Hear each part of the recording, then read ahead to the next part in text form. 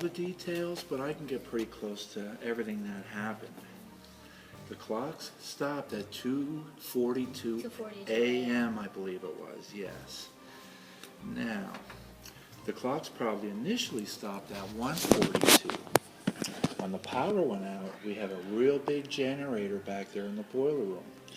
It's almost as big as these two tables, and it stands taller than I am. It's a real big motor, and that generates electricity for the school when we're not getting it through its regular means. So the generator ran for about an hour, but then the generator, was a reason for all that, is because there was a short in the electric. Just like at home, if you have a short in your electrical system, do you know what happens? Does anybody know? The power goes out? Yes, but more specifically, you have a breaker box. You ever see mom and dad go into your breaker box at home and switch a breaker because maybe something's not working? Well, we have those here too, but they're on a much larger basis, okay? When my iPad doesn't work.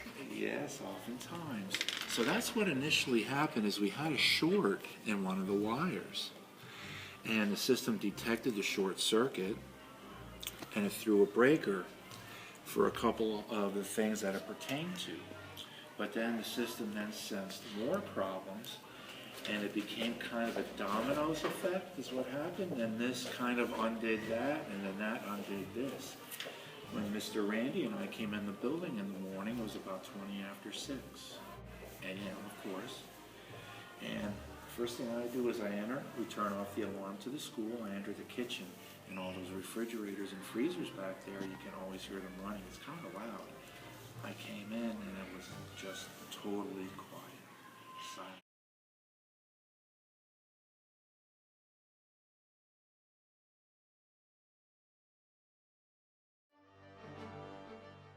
Because some of those circuits turned off, you know how nowadays your toilets and your sinks, how do they run? On a sensor, right? And on a sensor, it senses when somebody's there and walks away, and then what happens? Either the toilet flushes or the sink turns off and on by itself. Because we didn't have circuitry leading to those, you couldn't get any water to run, and naturally the toilets wouldn't have flushed. And if we wouldn't have got that working in time in the morning, we wouldn't have had school yesterday.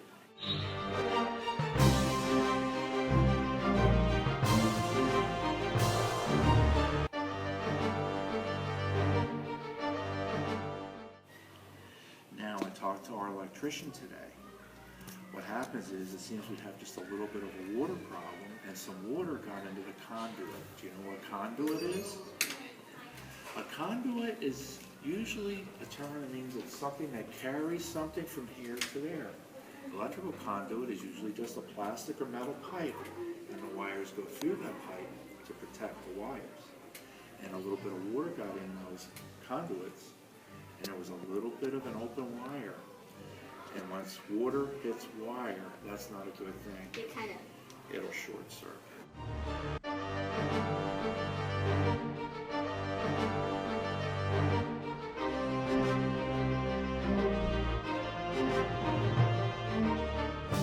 Old wires will no longer be used, and it's going to be all new wiring. Our in-house electrician is in the process of doing it. Are we going to not have to have school because of the wiring?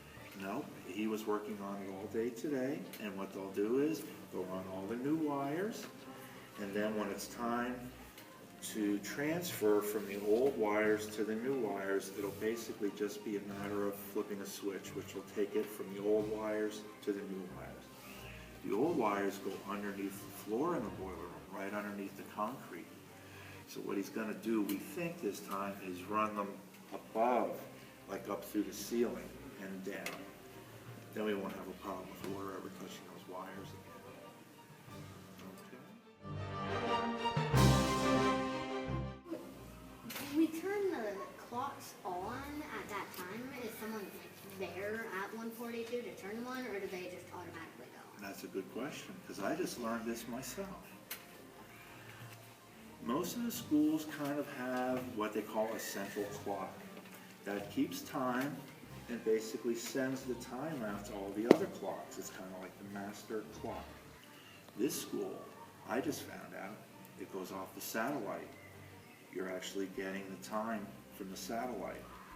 Now you still need your circuitry and your wires in the school to work properly, that it receives a satellite signal and sends it to the clock. So I just found that out myself. In this school, the clocks you see, even these here, the round ones with the face on them, as well as the digital, from what I understand, I believe they're all coming from the satellite, which I thought was pretty.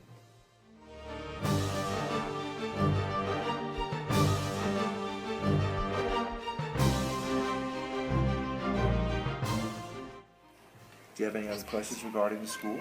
No. We should be in good shape. The only thing I'm aware of is there's 2 boilers in the boiler room. Both of them are for heating the school and for heating hot water. That's how water gets hot. You have to heat it. So that's what these boilers do. Now, one boiler was down, and that's kind of where the problem started. The one boiler was being short-circuited, and from there, the system was short-circuiting further.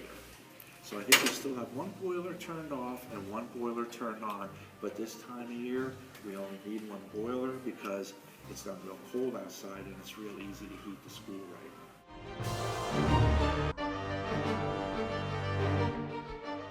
And sometimes it needs both burners to keep the school nice and warm.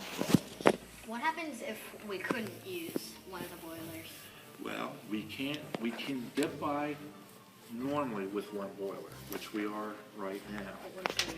If there was none, we couldn't have had school.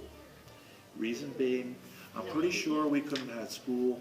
Reason being because we would have hot water.